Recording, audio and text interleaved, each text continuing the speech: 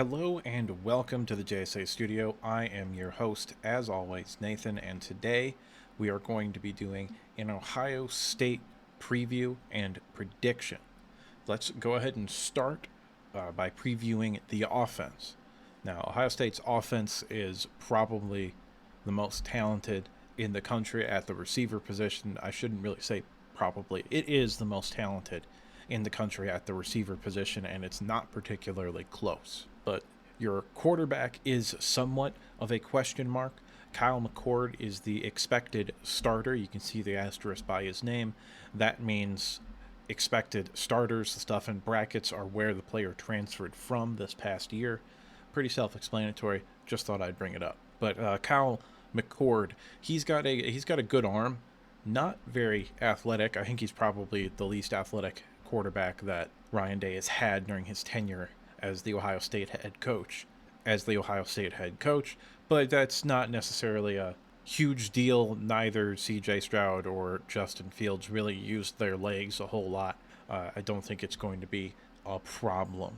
Your running back one is going to be Mayan Williams. Your running back two is Travion Henderson. If I'm being entirely honest with you, I do not understand the Travion Henderson hype.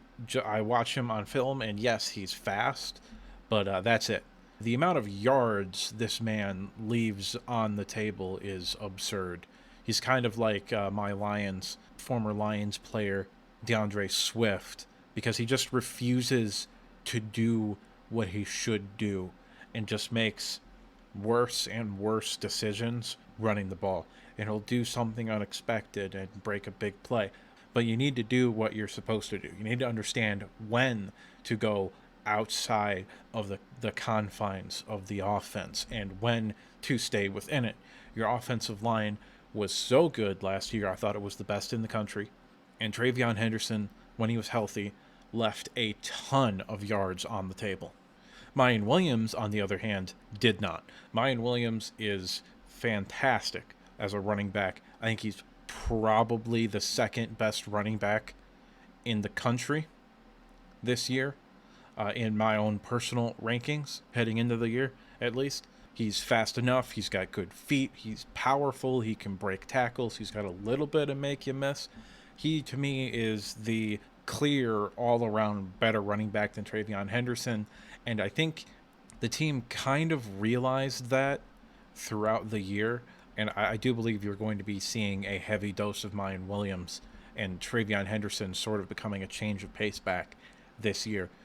Between the two of them, you're looking to probably get 2,000 yards of rush production, which is a difficult but achievable goal. Your wide receiver position, you've got Marvin Harrison Jr. at the X. He's the best wide receiver in the country. He's a future top 5 pick. Enough said. At the Z, you've got Julian Fleming. Even though he's really not a prototypical Z, he's not fast enough to be that deep threat, which is what the Z wide receiver role is. He's really more of another X. You're really just starting 2 X's, but he does fill the Z role in the offense. In the slot, you've got Emeka Ibuka, who was fantastic last year, a probable first-round pick as well. That trio and the depth that you have at the wide receiver position, I said earlier, but that's the best group in the country. It's not close. It's not a discussion. It's a dominant group that is going to help this team compete at a high level. Cade Stober as your tight end. I like him. He's okay. I think there are better tight ends in the Big Ten and the country, but he's a good player. As a 4th option, legitimately, you could do a lot worse. And by a lot worse, I mean like he's probably the best 4th option on any team in the country, because he's probably like a 75th, 80th percentile tight end in college football. He's a good, solid player. Now, your offensive line is where you have the most question marks on offense. You've got 3 projected starters that we don't know in left tackle Josh Fryer, center Carson Hinsman, and right tackle the transfer from San Diego State University, Josh Simmons. Those are all projected starters. That could be someone else, but those are the guys that probably right now are the favorites to earn those jobs. The other 2 spots are solid. Donovan Jackson, Matthew Jones. Donovan Jackson might be a first-round pick. Matthew Jones is going to go on day 2. Great players. Great players. I think Matthew Jones came out this past year. He probably goes in day 2. really weak guard class. So maybe that was a mistake for him to come back. But that's not my place to say. Early on in the season, it will be more of a battle for this offensive line. There will probably be some hiccups, but luckily you don't really play anybody until week 4, so you'll have some time and some real live game action to iron out the kinks a little bit before you play a very motivated Notre Dame team in week 4. But overall, I don't think that offensive line is probably going to be as good as it was last year. I still think you're probably looking at worst case scenario, a top 20 offensive line in college football. But last year, you literally had the best offensive line in college football. So maybe a little bit of a step down can be expected. Your defense, you're on that 3-4 under Mike Knowles, and you've got a lot of players that I really like. JT Tui Maloau, Michael Hall at the 3 technique, Ty Hamilton at the 1 tech, and Jack Sawyer as the jack or the 3-4 outside linebacker role. He is the biggest question mark of your defensive line group. Those other guys are very proven in my mind. I think Michael Hall Jr. is a probable first-round pick. JT Tui Maloau is a lock first-round pick, and probably by the end of the year, a consensus top 10 prospect. Ty Hamilton is a draftable prospect, but he's probably a day 3 guy in my mind. Jack Sawyer has first-round potential in him. He was a very coveted recruit and has a lot of physical talent. Haven't really seen him a whole lot, but he has flashed some. Defensive line has the potential to be one of the best units in the country, although it is a little bit small, in my opinion. So you could potentially run into some problems with a really good, really powerful offensive line. You know what I'm alluding to. Wisconsin. No, it's Michigan. I don't know, but that could provide problems with this defensive line. I'm not saying it's going to, but the size does concern, and the fact that Michael Hall and Ty Hamilton are both really considered more pass rushers than run stuffers is also somewhat concerning.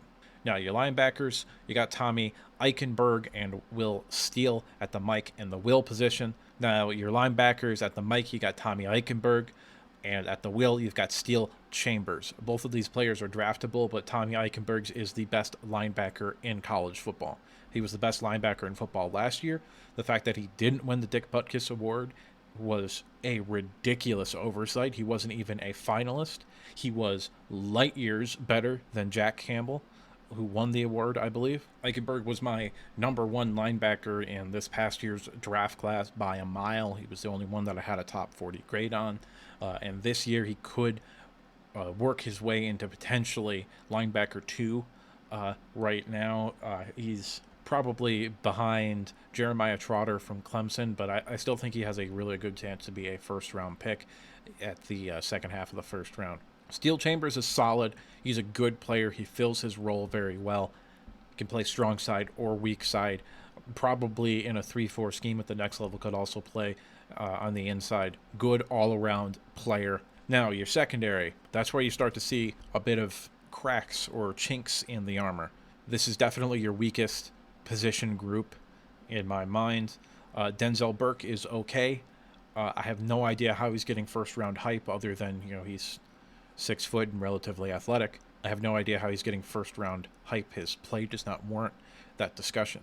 But he's still a solid player, and this year as cornerback 2 behind Davidson Igbinosun, the transfer from Ole Miss, was a freshman All-American, I believe, and I think someone who legitimately has a chance to be a first-round talent whenever he does declare for the NFL draft. He's very, very good. He fits the defense very, very well, and I believe his presence in the secondary makes everybody better. Denzel Burke probably isn't going to get matched up with the number 1 wide receiver as much, which means he's going to be more productive and better. I believe he's also going to help the slot corner, Cameron Martinez, be able to play better because he's not going to have to worry as much about the other positions outside with Davidson out there. Now, your safeties are bad. There's no way around it. They're bad. They're real bad. Josh Proctor is below average, and Latham Ransom last year, I mean, you guys know, you watch the games too, he was straight up a liability. He might be the worst starting safety in the Big Ten. And there are some bad safeties on some really bad teams this year. But he is going to have to dramatically improve in order for him not to be the weak link that offensive coordinators expose for this defense.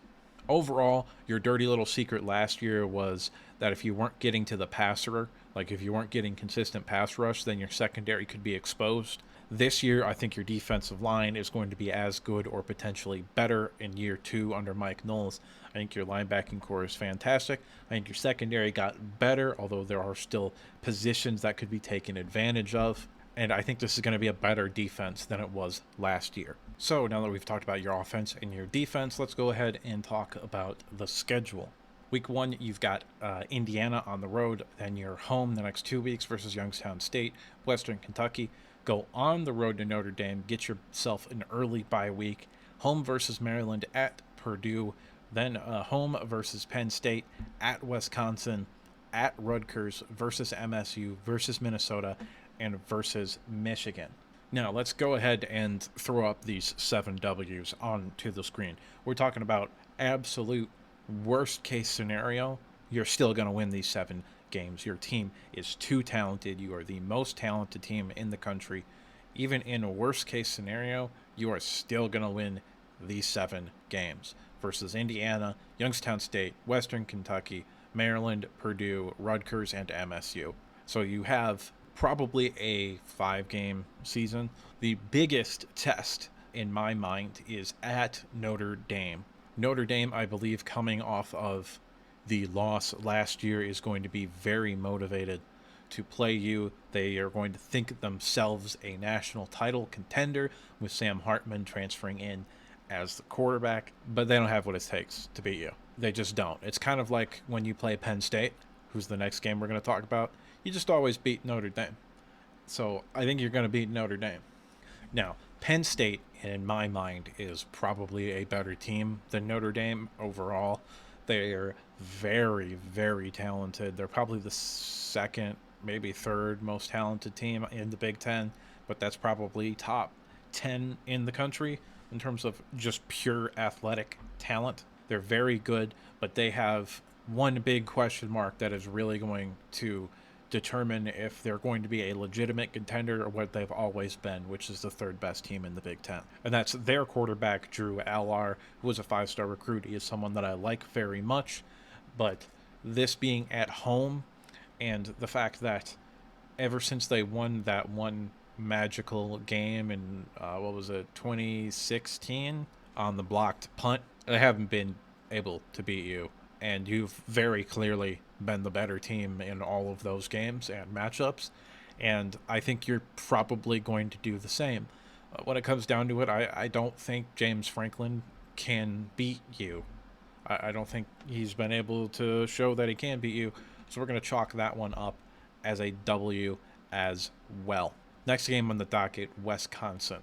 This is the game that you need to circle on your calendar, because this might be your season. You lose to Notre Dame, that's not even that big of a deal either, because it was early on in the season, or losses earlier on in the season don't matter as much as losses later on in the season. This is the game that I would say is you probably have the highest probability of losing in my mind. I think Luke Fickell feels like he should be the head coach at Ohio State. I think he wants to be the head coach at Ohio State.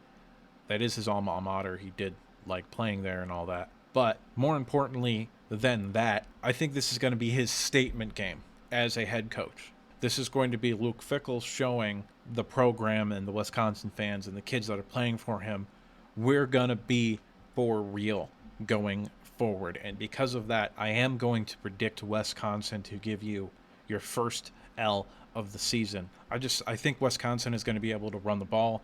I think Tanner Mordecai is going to give them enough in the passing game to make you not just be able to load the boxes. And I think the defense is going to come motivated. You're still going to get yours, but I think you're going to lose a pretty high-scoring game. Now, the next game is Minnesota at home. This is the game that, of all the games that I said you have a chance of losing, this is the one, you don't really need to worry about all that much. Minnesota, I don't know what Minnesota is going to be this year, but they have had the capabilities of playing with real teams in the past, and I think if they can stay healthy, this could be a sort of trap game. Let's say maybe you manage to beat Wisconsin in Camp Randall over there, but this could potentially be a trap game where you're looking ahead. Minnesota's very consistent in terms of their play. By the end of the season, at least, they're kind of inconsistent earlier on in the season, but by the end of the season, PJ Fleck usually gets it figured out, and they could pull the upset off. That being said, I am not going to predict that that is going to happen.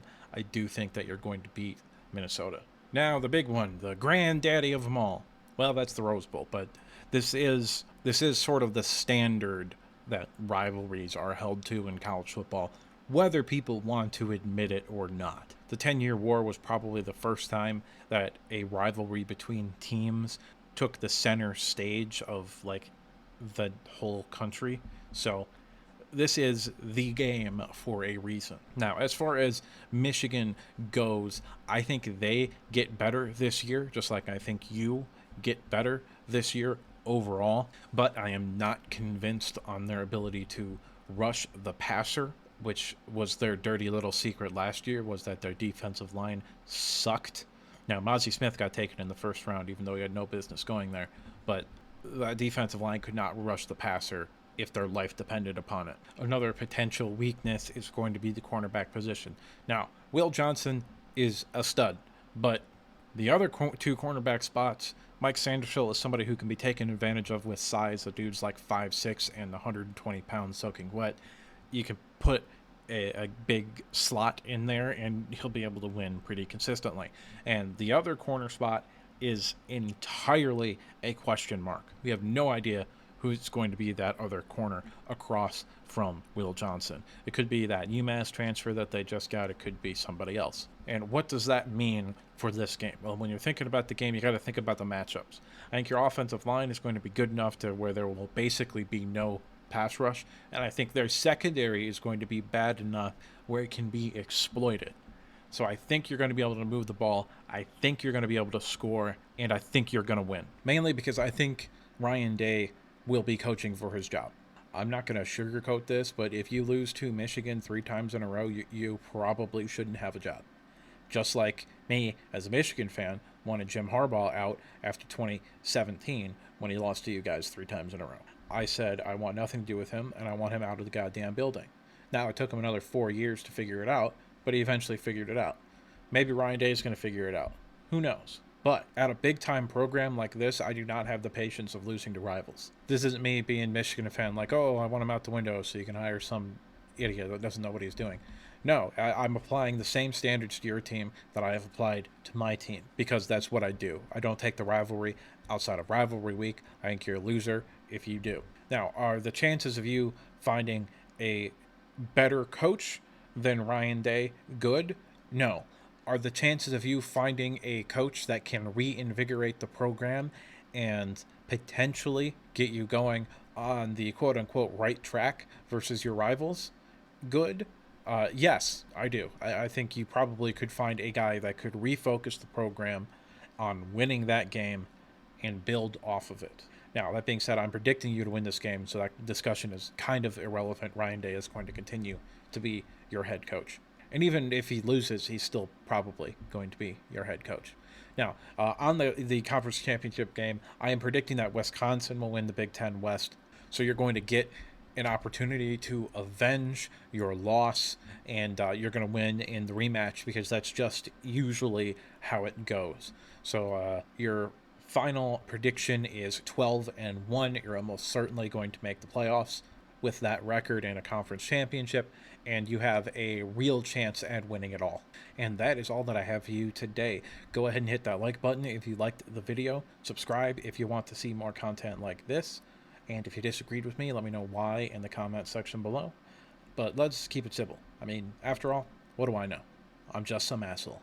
And I'll see you next time.